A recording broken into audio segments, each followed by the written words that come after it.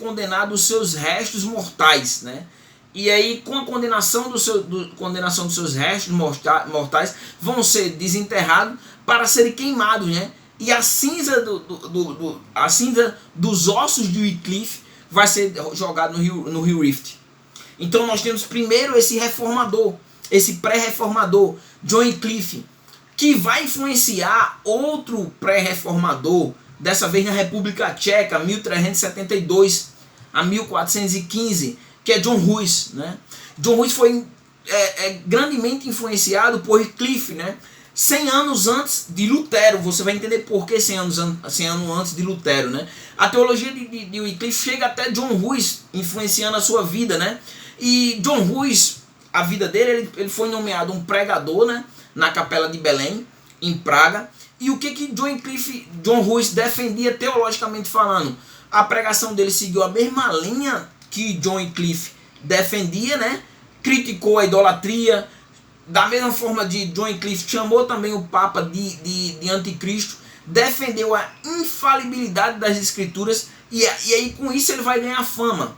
Só que qual vai ser a consequência? Ele vai ser primeiramente levado ao exílio, vai ser proibido de pregar o evangelho, vai ser excomungado da igreja, e aí ele foge da cidade. Depois ele vai ser acusado de herege, com isso ele vai ser julgado e vai ser condenado, né? E aí, após a sua condenação, ele vai ser executado. E como se dá essa execução, né? Ele vai ser despojado, vão remover as suas vestes clericais, né? Ele vai ser enfeitado com um chapéu de burro cheio de demônios, né? E aí o que vão fazer? Vão amarrar ele em uma estaca e vão queimar ele. E quando vai acontecer isso? Em 6 de julho de 1415. Agora, sabe o que é interessante? É que John Hus vai morrer, mas vai morrer louvando ao Senhor. E durante essa morte ele vai trazer uma profecia que vai se cumprir 100 anos depois em Lutero. E qual foi a profecia dele? Hoje vocês assarão um ganso magro, mas em 100 anos ouvirão um cisne cantar. E aí 100 anos depois nós vamos chegar a Lutero, século XVI. 100 anos depois de John Hus, né? Desses pré-reformadores, John Wycliffe, e agora 100 anos depois de John Hus, nós vamos ter a presença de Martinho Lutero. Martinho Lutero, 1483, 1446, nesse caso agora, não mais na República Tcheca, nem na Inglaterra, mas agora na Alemanha. Martinho Lutero foi um sacerdote, como eu falei lá no início, ele foi um monge augustiniano, né? Logo a base teológica dele é Santo Agostinho. Foi bacharel em estudos bíblicos, doutor em teologia, né? E professor da Universidade de Wittenberg, né? Como também Martinho Lutero foi um biblista. E aí como vai se dar a questão da reforma? Como vai se dar a questão da reforma protestante, né? Em Lutero. Nós vamos ter um embate de Lutero com relação às indulgências. E com quem vai ser? Houve um enviado do Papa Leão X, que se chamava John Tetzel. E esse John Tetzel veio, através das indulgências, arrecadar dinheiro para a construção da Basílica de São Pedro. Através do Papa Leão X, que foi o Papa da Reforma, né? E como se deu isso? Através das vendas, ele vendia bulas papais. Nada mais do que as indulgências, né? E aí o que acontecia? Essas indulgências concediam perdão dos pecados, né? Tirava os entes queridos do purgatório. O purgatório, lembrando, aqueles santos que morrem, mas não expurgaram o seu pecado em vida, vão para o purgatório. Depois do purgatório que eles vão para o céu. Então, as indulgências, você comprando as indulgências, você tirava os seus entes queridos do purgatório, como também amigos ou parentes, né? Parentes, amigos, esposa, filhos do purgatório. Qual era a propaganda? Veja o que John Tetzel dizia: tão depressa o vosso dinheiro caia no cofre, a alma de vossos amigos subirá do purgatório para o céu. E aí Lutero vai totalmente contra John Tetzel, né? Questiona as indulgências e vai defender a salvação, vai defender que a salvação é pela fé, né? E qual é a base bíblica? A base bíblica é exatamente que fez toda a diferença na vida de Martinho Lutero, nós vamos falar um pouquinho isso mais à frente, que é exatamente 1 Coríntios, Romanos capítulo 1, versículo 17, pois a justiça de Deus se revela no Evangelho, de fé em fé, como está escrito, o justo viverá pela fé, né? E aí ele atacou também Martinho Lutero também vai atacar a autoridade do Papa. E aí Martinho Lutero, com seus estudos, né, escreve as 95 teses, né, há 505 anos atrás, acho que é 505 anos atrás. E ele vai fazer o quê? Vai pregar na porta da igreja de Wittenberg pela manhã, em 31 de outubro de 1517 depois de Cristo. Martinho Lutero vai colocar na porta da igreja de Wittenberg as 95 teses. Qual vai ser o resultado? Em 1521, Martinho Lutero vai ser excomungado da igreja, dando início à Reforma Protestante. Já em 1517, com as 95 teses, aí nós vamos ter a Reforma Protestante. Agora é importante entender que a Reforma Protestante também teve dois outros reformadores tão importantes como Martinho Lutero, que é João Calvino, né, em Genebra, que vai escrever um texto que até hoje é um clássico da teologia reformada, que é as Institutas da Religião, né? Eu vou dar uma pausa aqui para me pegar. E aí a obra é essa daqui. É em 4 volumes, essa aqui é a clássica, né? As Institutas da Religião. Caso eu não esteja enganado, né, eu posso errar, data é um pouco complicado, mas 1534 é quando Martinho Lutero vai publicar a primeira versão, não tenho certeza. Depois vocês botam no Google aí e vai encontrar a data. Essa aqui é uma obra clássica da Reforma Protestante. As Institutas da Religião, hoje em 4 volumes, né? Como também nós temos outro reformador, Ulrico Zwinglio, né, que inclusive vai discordar da transubstanciação de Lutero. Lutero e Ulrico Zwinglio vão discordar. Agora, uma coisa importante falar sobre a reforma é que Lutero nunca teve a intenção de dividir a igreja. A intenção dele é que a igreja se voltasse para as escrituras, o que infelizmente não aconteceu. Então vale menção desses outros 2 reformadores, né? E qual foi o fruto da reforma para a igreja? O fruto da reforma, o sacerdócio universal de todos os crentes, a volta às escrituras, né? É tanto que progressivamente vai haver traduções para que as pessoas tenham acesso à palavra, né? Uma igreja sem imagem, a idolatria da imagem foi tirada das igrejas protestantes, né? Um culto mais bíblico, né? A ceia como um memorial. E isso aqui é importante, inclusive, caso eu não esteja enganado, acho que foi Martinho Lutero casou com a freira, né? O casamento dos ministros, que até hoje a Igreja Católica não permite que os seus padres se casem, né? Mas a reforma rompeu com isso. Então é um dos frutos da reforma. E aí nós chegamos à questão da base teológica da reforma protestante. Irmão Alex, qual é a base teológica? O que foi extraído da reforma protestante? E aí o que foi extraído é os pilares da reforma protestante, que é os 5 sola, né? Que vai ser retirado da doutrina dos reformadores, né? E vai ser um contraste para a igreja medieval. E aqui no estudo eu preparei da seguinte forma: o que a igreja católica defendia, o que os reformadores defendeu, né? O que a teologia reformada até hoje defende, né? Então o que a igreja... A primeira base é o solas, somente as escrituras. O que a igreja ensinava, por exemplo? A igreja ensinava que o Papa era a autoridade máxima, né? E como ele era a autoridade máxima, o que ele dizia era a palavra de Deus, mas também a questão da tradição. A tradição da igreja era equiparada, a tradição era equiparada à Bíblia. A Bíblia, mais ou menos semelhante, por exemplo, ao que acontece hoje com os adventistas do 7º dia. Os textos de Ellen Gold White equiparam-se à Bíblia. Os Mormons, o livro dos Mormons e a Bíblia equiparam-se. O Evangelho e no Espiritismo e os textos de Allan Kardec, né, equiparam-se, né? Do mesmo jeito, a Igreja Católica, a tradição, o que o Papa diz, a tradição é colocado em paro de igualdade com as Escrituras, né? Então, as bulas papais você vai ver que as bulas papais, elas são leis, né? O que é dito nela é lei, deve ser seguido, né? Mas com referência ao solas escrituras, o que é que a igreja, os reformadores defendeu com referência à palavra de Deus? A primeira coisa é que a palavra de Deus ela é inspirada. Ela é a Bíblia, não o que o Papa diz, não o que a tradição diz, mas a palavra de Deus ela é inspirada. 2 Timóteo nós até já lemos, 3,16. Toda a escritura, não é uma parte dela, mas toda a escritura é inspirada por Deus. Logo, ela é a palavra de Deus. O que é a palavra de Deus? É a Bíblia. Ela é a autoridade máxima. Não é o que o Papa diz, não é o que a tradição diz, mas a autoridade máxima que rege a igreja é a Bíblia, né? Salmo 119, né? A Bíblia é a última palavra para a vida do crente.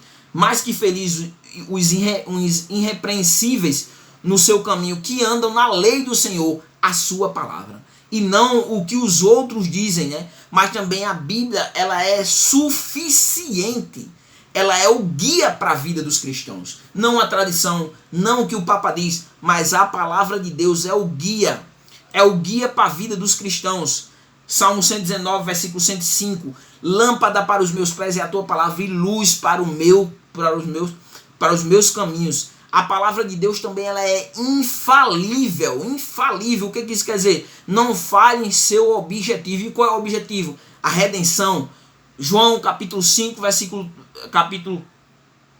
João capítulo 5, versículo 39. Deixa eu só confirmar aqui. João 5, 39. Deixa eu só confirmar aqui.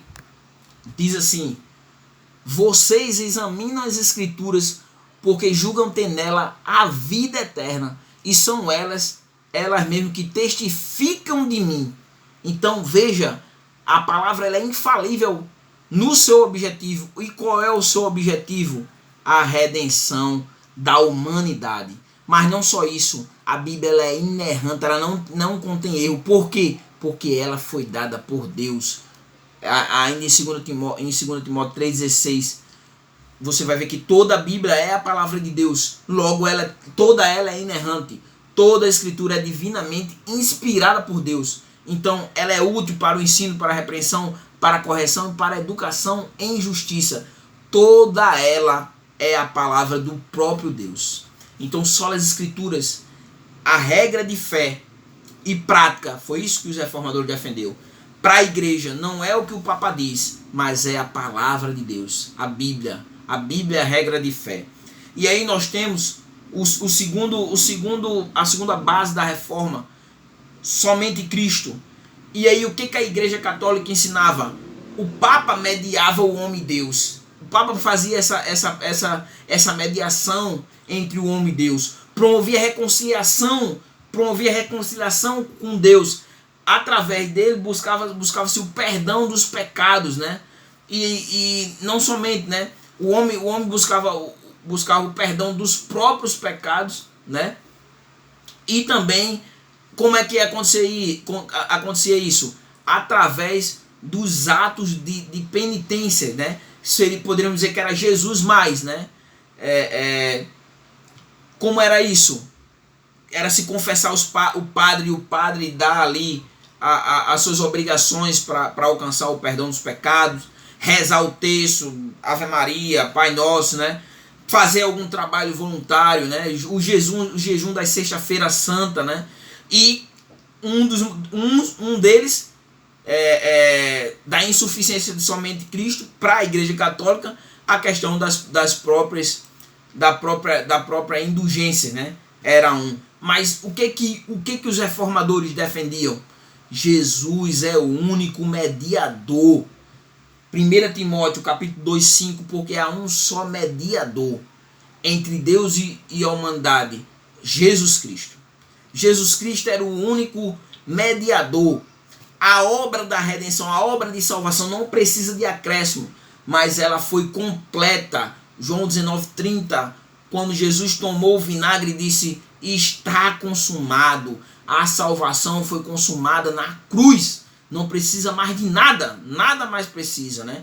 E também não só isso, mas o sacrifício de Jesus foi um sacrifício único, não precisa mais fazer sacrifícios. 1 Pedro 3,18, pois também Cristo padeceu uma única vez pelos pecados. Cristo não precisa mais, foi uma única vez para conduzir vocês a Deus, né? E logo você não está mais debaixo de condenação. Romanos 8,1, já não existe nenhuma condenação para os que estão em Cristo Jesus, não há mais condenação.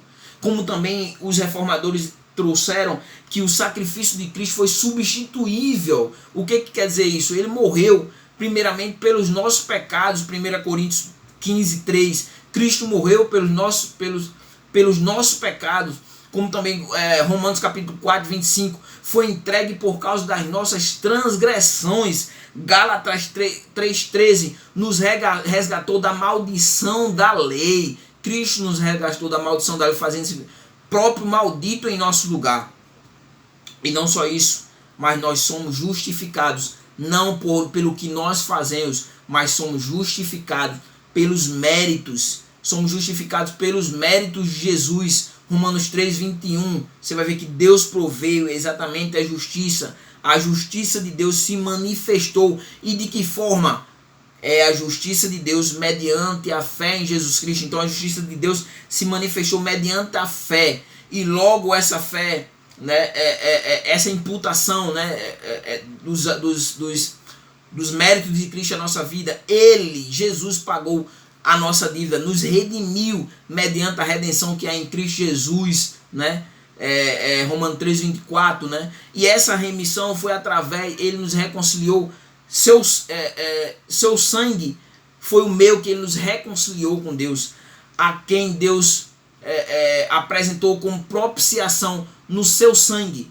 Então o sangue de Jesus nos reconciliou, promoveu a reconciliação com Deus.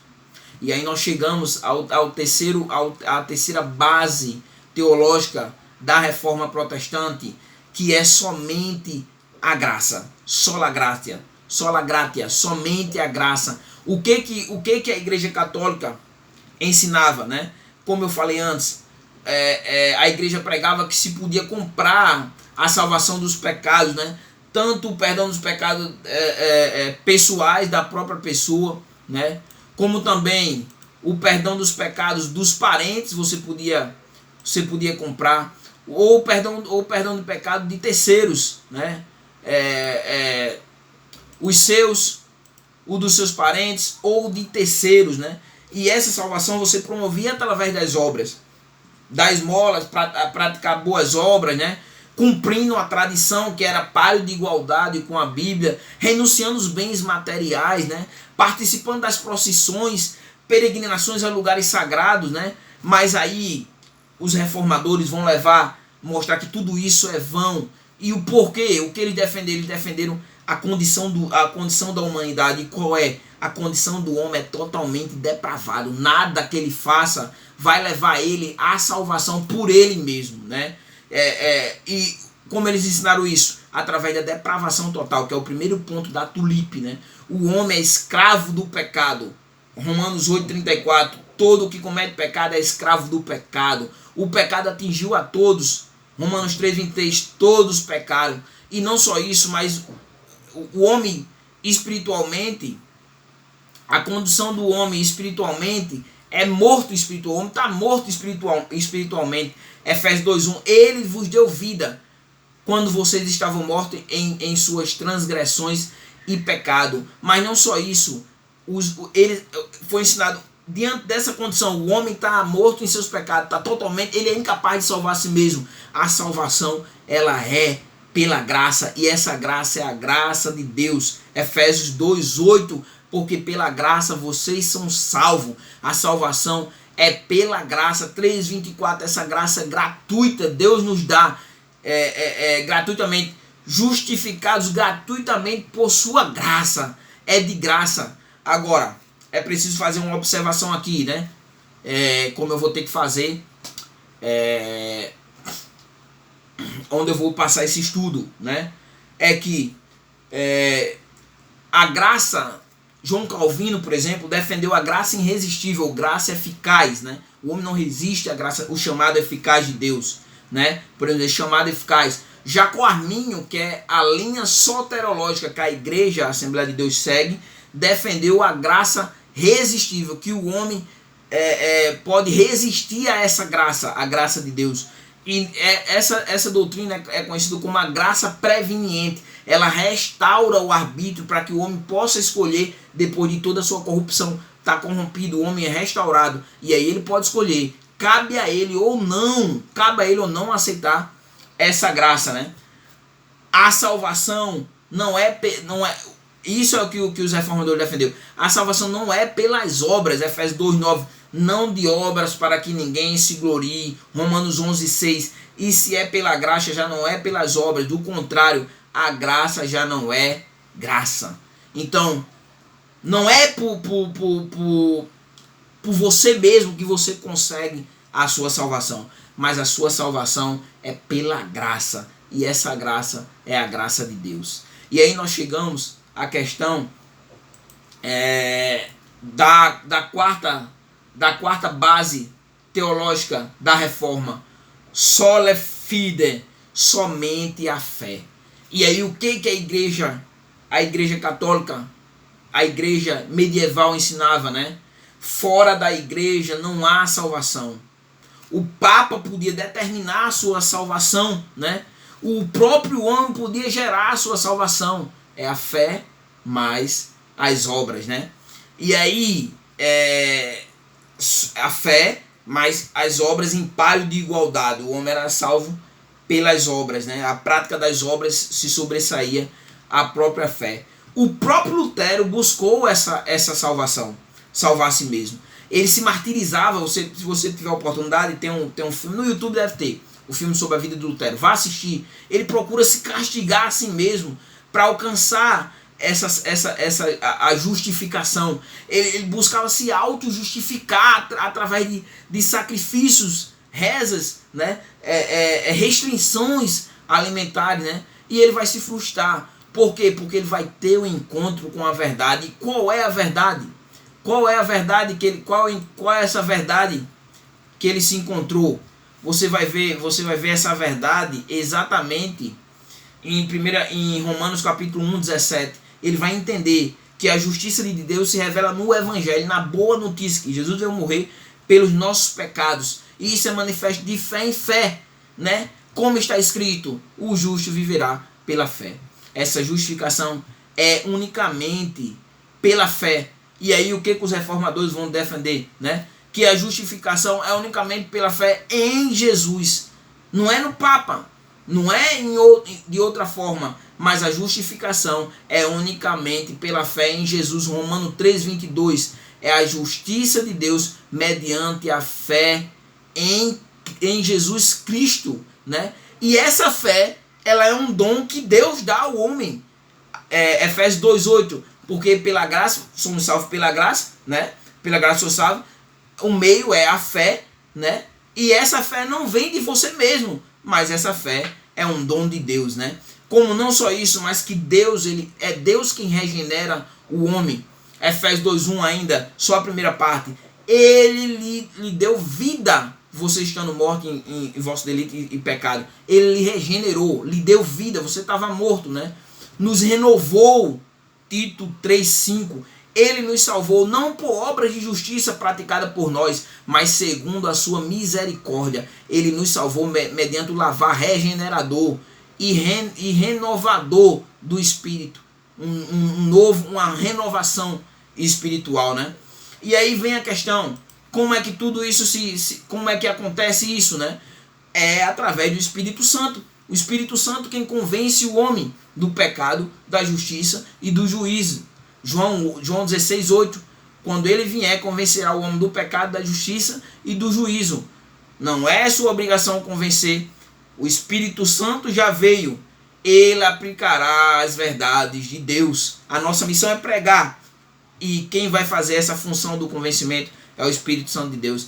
Isso fica bem entendido para as pessoas que se frustram quando as outras pessoas não aceitam Jesus. E essa fé ela é produzida através de ouvir a palavra. Romanos 10:17, a fé vem pelo ouvir, o ouvir pela palavra de Cristo, né? Então as pessoas precisam ouvir a palavra que é o evangelho, a boa notícia. Jesus morreu pelos nossos pecados. Arrependa-se. E isso vai produzir fé. E aí nós chegamos ao quinto pilar teológico da reforma, que é soli Deo Gloria. O que isso quer dizer? Veja que o que a Igreja Católica ensinava, né? O Papa era visto como nossa santidade, o vigário, né? As pessoas se prostravam diante do padre, beijavam a mão do padre, até hoje fazem isso, né? Era visto como um Deus na terra, né? O representante máximo de Deus, né? E recebia adoração, né? As pessoas se prostravam diante deles. Mas não somente o Papa, né? Mas a Igreja Católica também tinha as próprias imagens idólatras, recebiam, eram representantes, era intermediário do povo. Você vê até hoje as padroeiras. Cada cidade tem um santo que é o padroeiro, né? Essas imagens recebem adoração, recebe louvor, recebe louvor que pertence a Deus. Por quê? Para eles elas operam milagres e a quem devem agradecer, agradecem a elas. Mas não só isso, mas também a Igreja Católica tinha e tem ainda as relíquias. Essas relíquias também recebe glória. Os restos dos santos, né? Seus ossos, os pregos da crucificação de Jesus, a coroa de espinho, o santo prepúcio da circuncisão de Jesus, o sudário de Turim, o pano que envolveu Jesus, o santo graal, o cálice da Santa Ceia. Tudo isso recebia os lugares sagrados, as igrejas sagradas, até hoje recebem reverência, né? E o que os reformadores ensinaram?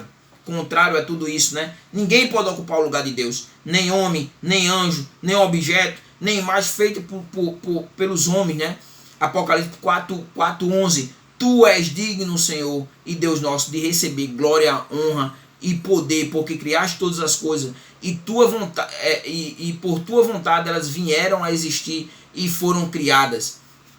Então somente o Senhor, somente Deus é o Senhor, mas nenhum outro, né? Você vai ver nos 10 mandamentos exatamente isso. Eu sou o Senhor, Êxodo 22, seu Deus que te tirei da terra do Egito, da casa da servidão. Você não pode idolatrar nada, não terás outros deuses diante de mim.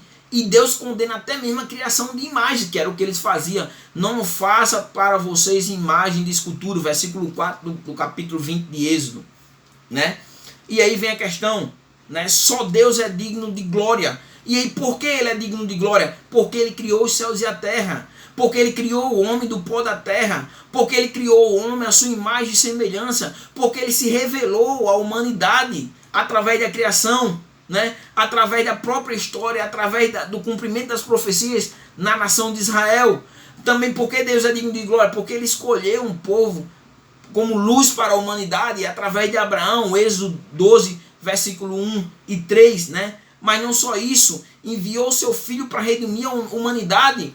João capítulo 1, versículo 1 e versículo 14, né? No princípio era o verbo era Deus, o verbo estava com Deus, né? O verbo se fez carne, o verbo se fez carne e habitou entre nós, cheio de graça e de verdade, e vimos a sua glória, glória como unigênito do Pai. Mas não só isso, né? Não só isso, Deus nos fez agora, não somente, Deus nos vê não somente como criaturas, mas agora como os filhos de Deus por adoção. Nos predestinou, Efésios 1:5, nos predestinou para Ele, para sermos adotados como os filhos, por meio de Jesus Cristo, segundo o propósito da sua vontade. Então, por que nós devemos glorificar a Deus? Porque Deus se revelou através da sua palavra, porque Jesus é o nosso mediador, né? E morreu pelos nossos pecados, porque Ele nos concedeu a sua graça, né? Essa graça nós alcançamos através da fé em Jesus Cristo, né? Essa fé não vem de nós, é o próprio Deus que nos concede, e Deus nos faz seus filhos, né? Logo, Deus não dá a sua glória a ninguém, né? Isaías 42:8, eu sou o Senhor e este é o meu nome, não darei a minha glória a ninguém, né? A minha glória, nem a minha honra, às imagens de escultura. E aí, para finalizar, nós chegamos aqui ao último pilar, que posteriormente vai ser desenvolvido, que é a igreja reformada sempre reformando. O que isso quer dizer? A igreja deve sempre se voltar para a Bíblia, como uma casa. Se ela se deteriorar, precisa voltar de novo para a Bíblia, para ser novamente para ser novamente restaurada, reformada novamente. Sempre que a igreja se desviar, a igreja se desviou, ela precisa se voltar, uma nova reforma, para ela voltar novamente ao prumo, né? Esse sola, cada um deles, né, é uma bússola da reforma, é a bússola para onde nós devemos orar, é o nosso norte, né? Então a igreja deve estar sempre alerta, sempre que ela estiver se desviando para a direita ou para a esquerda, e agora não estou falando de política, para a direita ou para a esquerda, para o meio, para o lado, sempre que ela se desviar do caminho estreito, ela deve se lembrar desses 5 solas, né? E da palavra de Deus. A bússola para a vida do cristão é aqui. Não é o que pastor A diz, não é o que pastor B diz, não é o que o Papa diz, não é o que vigário diz, não é o que reverendo diz, é o que a Bíblia diz. Se o que essas pessoas disserem estiver de acordo com a palavra de Deus, então nós seguimos. Mas se o que essas pessoas disserem não estiver de acordo com o que a palavra de Deus diz, então não deve ser seguido. Isso quem diz não sou eu, foi a Reforma Protestante, quando Martinho Lutero cravou na igreja de Wittenberg as 95 teses. Então eu espero que Deus possa abençoar você através desse estudo, que possa edificar a sua vida e que você tenha aprendido mais um pouco sobre a Reforma Protestante. Que Deus os abençoe.